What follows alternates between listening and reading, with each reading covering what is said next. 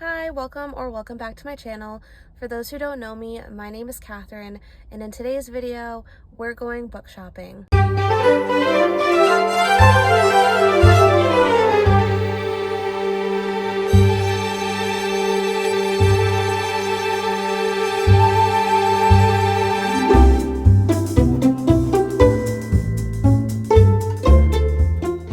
So I do have a few gift cards to Barnes & Noble.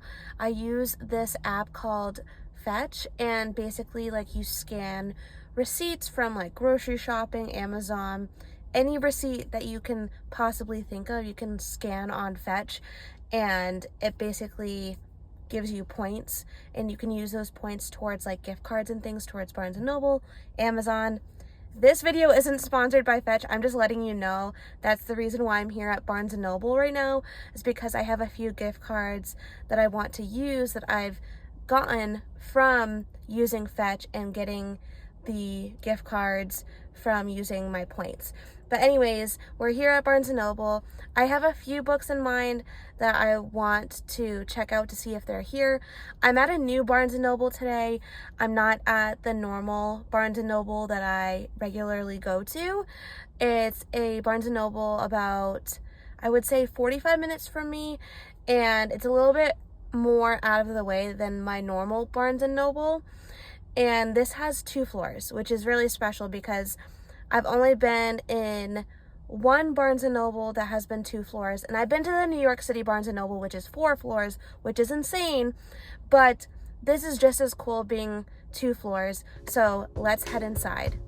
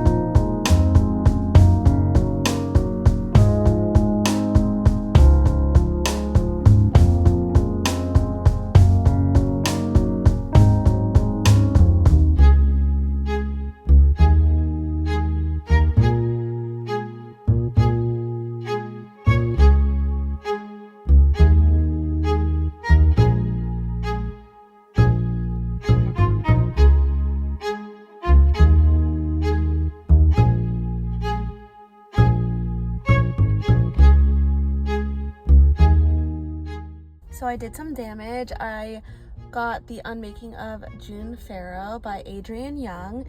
I only got 1 book, but it's damage done for me because honestly, I'm a slow reader, so like when I add 1 book, it literally takes up that much more time to read my TBR or to be read list. And I've been interested in this book for a while because I've heard it's really similar to The Invisible Life of Addie LaRue by V.E. Schwab. And I really liked The Invisible Life of Addie LaRue by V.E. Schwab. It was going to be a 5-star book for me.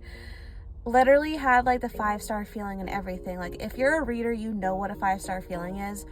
So I had that feeling throughout the whole entire book because it was just like so addicting to read, V.E. Schwab has like beautiful writing.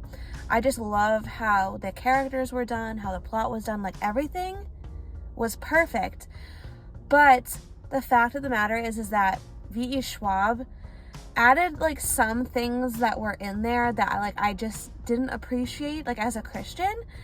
I think if I wasn't a Christian, that would have been like a 6-star read for me. And 6 stars, like a 6-star read, in my opinion, is like above and beyond. Like, it's a book that I would recommend to everyone and anyone. And like basically a 6-star read is just like a book that I absolutely like see as like one of the best books of all time. And if I wasn't a Christian, I probably would have given The Invisible Life of Addie LaRue 6 stars. But as a Christian, I would have given it like 5 stars, but then I got it bumped down a star because she added a few characters. Actually, a lot of the characters were actually a part of the LGBTQIA plus whatever else of the alphabet that you want to add in there too. And then she also, one of the premises of the book is that this girl named Addie LaRue, hence why the title of the book is called The Invisible Life of Addie LaRue, is like basically this girl is cursed by this like night god. And I personally believe that night god is a demon or like the devil. So I just didn't appreciate that as well, because that's like a demonic sort of essence in the book. But other than that, like other than the LGBT sexuality preference type thing, and then also like the demonic stuff, I would have given it 5 stars, possibly 6 stars if I wasn't a Christian, but I bumped it down to a 4-star. But I've heard, let's get back to this, enough with the tangents. I've heard though that The Unmaking of June Farrow by Adrienne Young is very similar to that in the essence of it being like sort of like magical realism. And I'm noticing I'm not a big fantasy reader. I'm currently reading through the Lord of the Rings series right now, and it's really confirming for me that I'm not a big fantasy person. I can appreciate the Lord of the Rings for what it is, and J.R.R. Tolkien is a genius in the fact that he's like the father of fantasy, and the Lord of the Rings is like basically like the foundation of a lot of fantasy books and series and things. But fantasy is just not my thing. But I'm thinking, because I like The Invisible Life of Addie LaRue by V.E. Schwab, and that has magical realism in it, that I might like magical realism rather than fantasy. Because my thing is like, the one major problem that I have with fantasy is that it's not based in reality for the most part. But magical realism, on the other hand, has some of those fantasy elements, but while also having some reality rooted in it as well. And that's what I've heard about The Unmaking of June Farrow by Adrienne Young.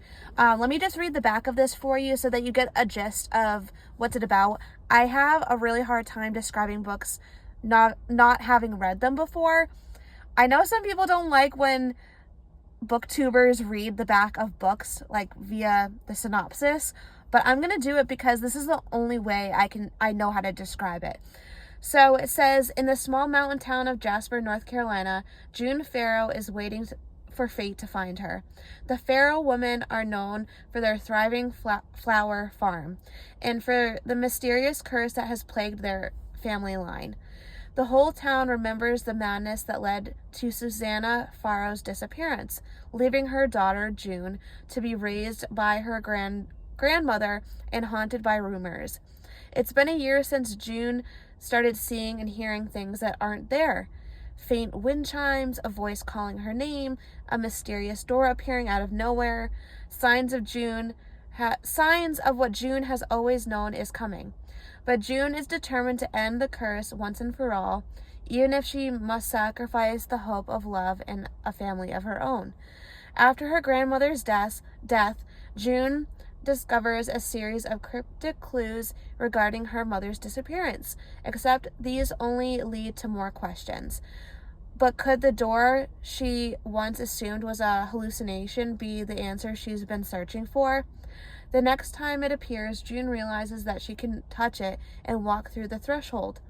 And when she does, she embarks on a journey that will not only change both the past and the future, but also uncover the lingering mysteries of her small town and entangle her heart in an epic star-crossed love. With The Unmaking of June Farrow, Adrienne Young delivers a brilliant novel of romance, mystery, and a touch of the impossible, a story you will never forget. So it just really intrigues me, especially with it being based on a flower farm. For those who know me very well, I love flowers. Like, I have a lot of flower type printed clothing. My phone case has flowers on it. My Apple Watch band has flowers on it. Like, I have a lot of flower things in my room. I just love flowers, okay? And even like my lunch bag that I bring to work has flowers on it. Like, I just love flowers in general. So A+ for it being set on a flower farm. It sounds like it's a multi-generational story that has been, a curse has been passed down from grandmother to mother to granddaughter.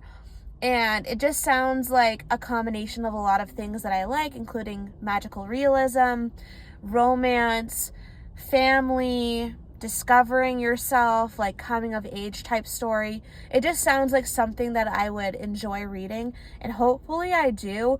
If you've read this book before, please let me know what you think of it. Did you like it? Did you not like it? I also like to hear when people don't like books, so please let me know too if you did not like it, along with liking it as well. But yeah, I'm really excited about this book. It's my first book by Adrienne Young. She has, I think, at least one other book that I know of. I saw another book of hers in Barnes & Noble, but I just want to try her first book. Well, not first book. I just want to try one book by her is what I'm trying to say for now, before buying any other books by her. But yeah, I'm really excited about this. It sounds like something I would like. But yeah, just thank you for following along today's adventure. I know it was short and sweet to Barnes & Noble. I always love going to Barnes & Noble, especially if it's a new Barnes & Noble to me. This is a new Barnes & Noble to me. I look forward to coming to this one a couple more times, hopefully, because it is a little bit out of the way, a little bit further than like my normal Barnes & Noble.